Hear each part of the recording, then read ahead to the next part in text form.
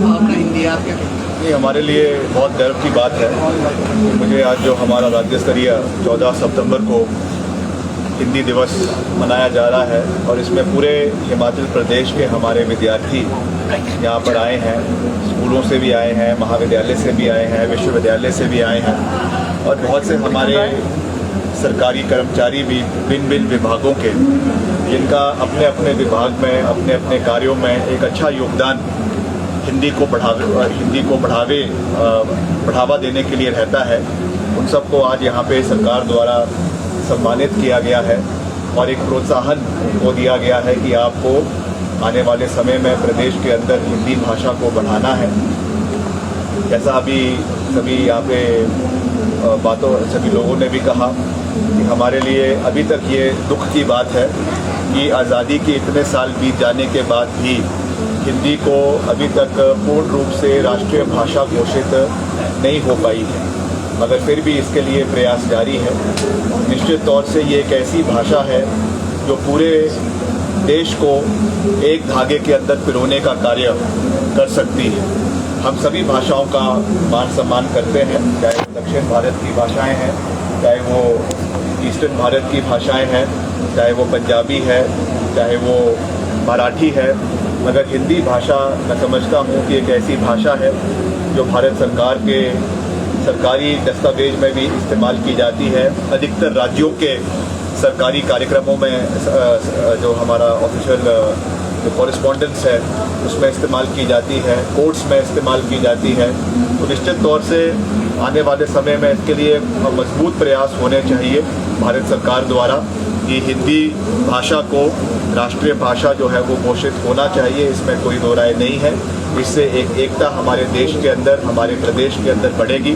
और आज मैंने ये भी आह्वान हमारे सभी साथियों से किया और हम सरकार के माध्यम से भी इस चीज़ को प्रयास करेंगे कि जहाँ तक हिमाचल में इसको बढ़ाना है और जो हमारे हिमाचल के साथी, बहुत से हमारे साथी हैं जो बहुत अलग अलग विश्व के अलग अलग देशों में रहते हैं, चाहे वो अरेबियन कंट्रीज़ में रहते हैं, चाहे वो यूरोपियन कंट्रीज़ में रहते हैं, चाहे वो नॉर्थ अमेरिका में रहते हैं, उनके साथ भी हमें समय समय के ऊपर संपर्क करना चाहिए, ऑनलाइन संपर्क करना चाहिए, उनकी सोसाइटीज़ बननी चाहिए ताकि उनको एक रूप से जो है एम्बेसडर्स ऑफ हिमाचल प्रदेश के रूप में उनको देखा जाना चाहिए। और हमारी सभ्यता, हमारी संस्कृति केवल हिमाचल के सीमाओं तक ही सीमित नहीं होनी चाहिए। ये जो है देश के और विश्व के कोने कोने में जाकर भी बेशक एक छोटा नंबर है, मगर उनके साथ वो उस चीज़ को फैलाएंगे तो निश्चित तौर से उसका फ़ायदा मिलेगा। आज भारत एक बहुत बड़ी अर्थव्यवस्था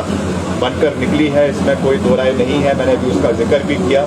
और आज पूरा विश्व भारत को एक अलग रूप से देख रहा है और मैं समझता हूँ कि जो भाषा अलग अलग राज्यों में या अलग अलग मुल्कों में फैलती है उसका हमारी अर्थव्यवस्था के साथ एक गहरा नाता जुड़ा हुआ है। आज अगर अंग्रेज़ी भारत के अंदर बोली जाती है तो इतने सालों तक जो यहाँ पे अंग्रेज़ों ने राज किया उसकी वजह से तो हमको भी आने वाले समय में अपनी अर्थव्यवस्था का फ़ायदा उठाते हुए जहाँ जहाँ हमारा ट्रेड्स हो रहे हैं, जहाँ जहाँ हमारी इकोनॉमी पूरे विश्व में बढ़ रही है, उस तरीके से हमें हिंदी भाषा का जो है प्रचलन ज़्यादा से ज़्यादा करना चाहिए और छोटे छोटे अपने घरों में अपनी रोज़ की भाषा रोज़ के अपने जो है डायलॉग्स में ज़्यादा से ज़्यादा हिंदी भाषा का प्रयोग हो, इसका हमें प्रयास करना चाहिए ताकि इस पर हमें गर्व होना चाहिए। ये हमारी भाषा है, हमारी संस्कृति है, हमारी सभ्यता है और इसको बनाए रखना, इसको संजोए रखना ये हम सब का दायित्व बनता है। सरकार का तो है ही है, मगर सरकार के साथ साथ जो हमारे सिविल सोसाइटी के लोग हैं,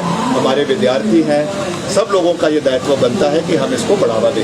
सर जो मस्जिद इबादत हमने का नाम नहीं लेना है, आज जो है संगठनों ने सुन्नी में प्रदर्शन किया है और ये आरोप है कि वहाँ पर भी अवैध मस्जिद बनाई गई है और उसको तोड़ा जाए। देखिए, पिछले कल मुख्यमंत्री जी ने एक सर्वदलीय बैठक का आयोजन किया और मुझे खुशी है कि उसमें भाजपा के माननीय नेता भी आए, सीपीआई, सीपीएम, सीपी जो और भी जितने इनके आम आदमी पार्टी है, सब लोग वहाँ पर आए और सबने एक मत में ये बात कही, सब दलों ने, कि हमें इस तरीके की चीज़ें हिमाचल प्रदेश के अंदर नहीं चाहिए। ये ज़रूर है, हम सबकी भावनाओं की कदर करते हैं। मैंने पहले भी कई बार इस बात को मैं कह चुका हूँ, विधानसभा के सभा पटल में भी कह चुका हूँ कि हम सबकी भावनाओं की कदर करते हैं।